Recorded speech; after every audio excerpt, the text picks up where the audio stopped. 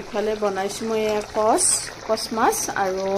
কচ মাছ বনাম মই আলু আৰু বিলাহীৰে এয়া আৰু এয়া আজি মই কিনি আনিছিলোঁ কণ বিলাহী ইমান ধুনীয়া এয়া মই বনাম শ'ল মাছেৰে বেছি নহয় 2 পিচে লৈছোঁ শ'ল মাছ কাৰণ মা শ'ল মাছ খাব আৰু আমি খাম এয়া মাছ কচ মাছটো সেইকাৰণে মাছ বনাই দিম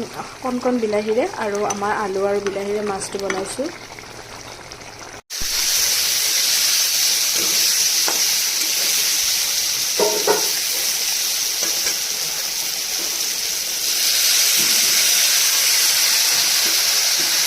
আলু আৰু বিলাহী দিলোঁ মাছখিনি উঠাই থৈ দিছোঁ মই এতিয়া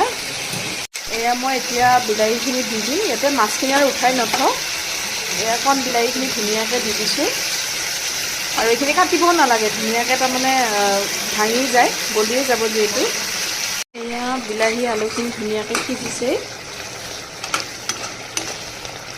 আৰু ইফালেও এয়া ধুনীয়াকৈ বিলাহীখিনি গলি গৈছে মোৰ তৰকাৰী প্ৰায় হৈয়ে গ'ল এতিয়া খালি ধনিয়া পাতখিনি দি দিম আৰু ওপৰত এয়া মোৰ মাছৰ তৰকাৰী হৈ গ'ল এয়া কচ মাছৰ তৰকাৰীও হৈ গ'ল ওপৰত ধনিয়া পাত দি দিছোঁ